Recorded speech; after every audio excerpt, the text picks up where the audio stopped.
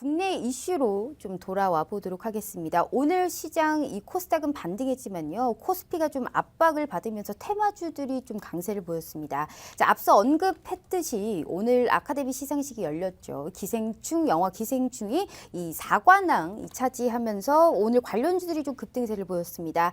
자, 바른손 그리고 바른손 ENA가 오늘 좀 급등을 보였는데요. 자, 지금 앞으로 관련주 그리고 컨텐츠 업종 전체적으로의 전망 좀 어떻게 보세요? 네, 일단 사실 컨텐츠 업종 전체적으로 봤을 때는 그렇지만 저도 영화 기생충을 봤는데요. 영화 기생충 자체가 사실 저는 사실 증권 쪽에 이렇게 몸담게 된 계기도 사실 저도 제 영화를 제가 정말 좋아합니다. 영화를 정말 좋아하는데 영화 동호회도 한 3개인가 하고 있거든요. 제가 사실 증권 쪽에 처음에 관심을 갖게 된 것도 영화 예전에 올리버 스톤이라는 감독님 계세요. 되게 유명하신 감독님인데 올리버 스톤 감독이 만들었던 영화 월스트리트라는 영화가 있거든요. 마이클 더글라스랑 찰리 쉰이 주연했던 저도 한번 영화인데 봐봐야겠어요. 1987년 영화입니다. 87년 영화인데 저 그걸 보면서 증권 쪽에 이런 매력이 있구나를 판단할 정도. 저도 그 정도 영화 강인데 영화 강이고 정말 영화 좋아하고 저 영화 볼 때 남들이 말 거는 거 제일 싫어하거든요. 영화 집중해서 보고 저는 영화 볼 때 옆에서 남이 자잖아요. 저는 그분이랑 다시는 같이 영화 안 봐요. 그 정도로 영화에 대한 애착이 심한데 저는 정말 오늘 이거 상을 받을 때 저도 모르게 눈물이 났어요. 저 진짜 그 정도요. 그 정도로 엄청난 감동을 받았는데 저는 사실 그 영화 이거 할 때 미리 좀 바른손 이엔이랑 이런 걸 미리 아침에 언급해 드렸어요. 노라토 메시지에 다 언급을 해 드렸거든요. 해 드렸는데 저는 좀 약간 좀 그랬던 건 뭐냐면 적극적으로 공략을 안 했어요. 이유는 뭐냐면 사실 바른손 이엔이가 이제 이것 때문에 실적이 아주 좋지는 않거든요.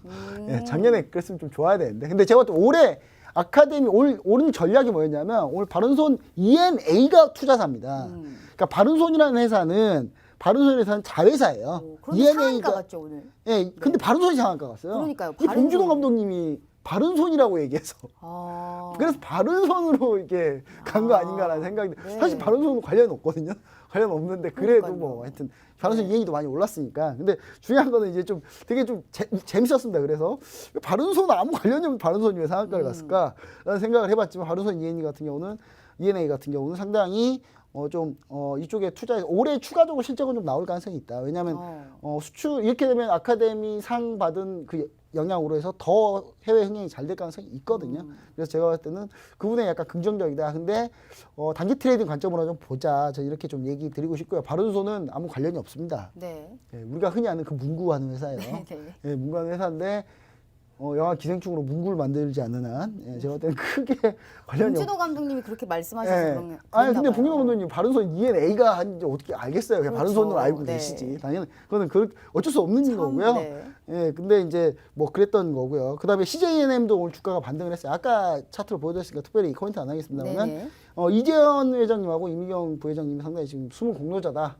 이런 얘기를 좀 진짜 많이 들으면서 저도 박수를 쳐드리고 싶은데 CJNM 주가는 박수를 못 치겠습니다. 제가 봤을 때는. 그래서 그리고 이재현 회장님은 좀 법적인 노이즈만 좀 없었으면 참 좋겠어요. 저는. 그러면 CJ가 더 잘 갈 것 같은데 여튼 이런 부분에 경영진 리스크가 좀 있다. 이런 부분 좀 얘기 드리고요.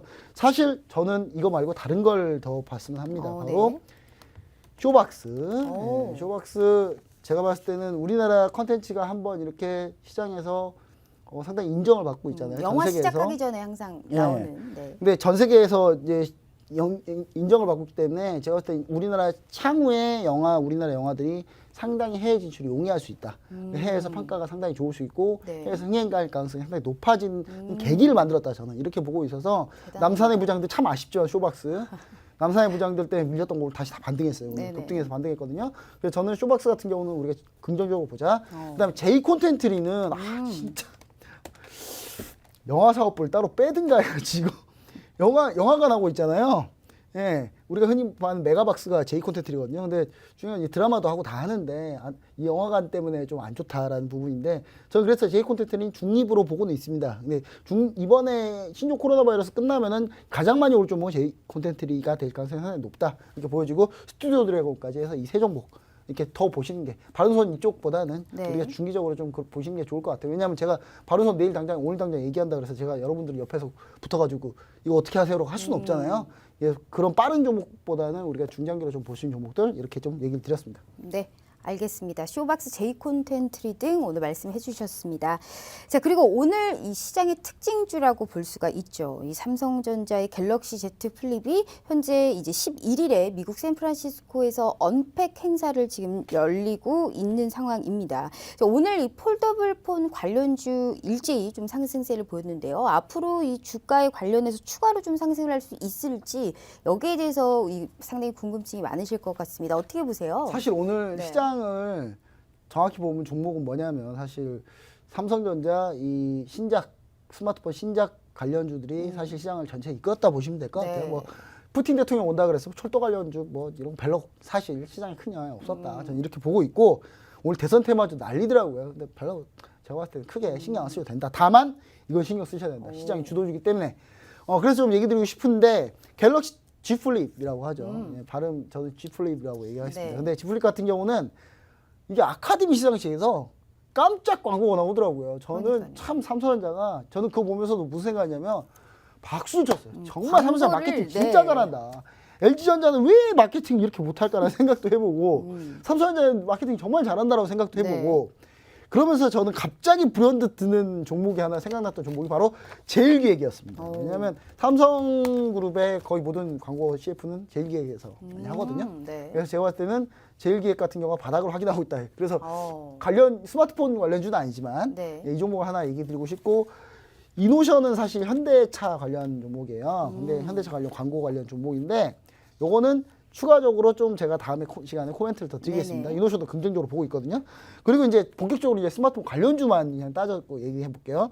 스마트폰 지금 현재 삼성전자가 11일 날 언팩 행사, 그러니까 우리나라 시간으로 12일이죠. 샌프란시스코에서 하니까 우리나라 서울에서 하진 않아요. 네, 샌프란시스코에서 합니다. 그 실리콘밸리 근처에서. 자, 근데 여기서 이제 10일 날 하긴데 이번에 두 가지를 출시해요. 삼성 갤럭시 S20 그다음에 Z 플립 이렇게 나오는데 중요한 거는 이 갤럭시 S 시리즈 이번에 나오는데 스펙업이 장난이 아닙니다. 오. 거의 카메라로 승부를 봤어요. 끝장 네. 승부 봤습니다. 삼성전자가 1억 8천만 화소예요. 이게 말이 됩니까? 1억 8천만 화소 카메라를 달린 스마트폰을 출시했습니다. 물론 그레이드는 세 그레이드가 있고 그중에 최고 사양이 1억 이게 8천만 엄청난 화소인데 거죠? 네. 제가 그냥 몇 년 전만 해도 1000만 화소만 넘어도 다들 박수를 쳤어요. 사진 너무 잘 나온다고. 1억 8천만 화소에 광학줌까지 있는데 제가 볼 때는 조만간에 카메라가 갖고 싶네요, 진짜. 방송사 카메라도 네. 삼성전자 스마트폰 바꿔야 될 것 같은 느낌이에요. 네. 저는. 그리고 그래서 카메라 관련주를 봐야 된다라고 얘기 드리는데 MC넥스가 원래 대장주였거든요. 네네. 꺾였습니다. 그래서 제가 봤을 때는 MC넥스를 보는 거는 조금 좋진 않은데 단 한 가지 포인트는 MC넥스는 61선에서 한번 그래도 도전해볼 만하다. 이격 조정을 충분히 보기 때문에. 네. 그러니까 스마트폰 관련주도 많이 올랐거든요. 근데 MC넥스는 사실상 그렇게 많이 추천드리지 않겠지만 굳이 MC넥스 쪽으로 보겠다라고 하시는 분은 61선에서 한번 보시면 좋을 것 같고 그다음 액트로. 액트로 같은 경우도 저희가 많이 얘기를 드렸습니다만 상당히 좀 괜찮다고 좀 보여집니다. 그리고 옵트론텍 관련 옵트론텍도 마찬가지고요. 근데 카메라 모듈 관련주는 왜 그럼 얘기를 안 하냐? 카메라 모듈 관련주는 삼성전자 부품 다변화 때문에 중국에 이제 또 부품 줄 거라는 얘기 때문에 카메라 모듈 관련주도 약간 좀 사실 수혜를 많이 못 받고 있어요. 네. 그리고 G 플립 같은 경우는 현재 모토로라 레이저 개인이 먼저 냈다가 엄청나게 욕먹고 있습니다.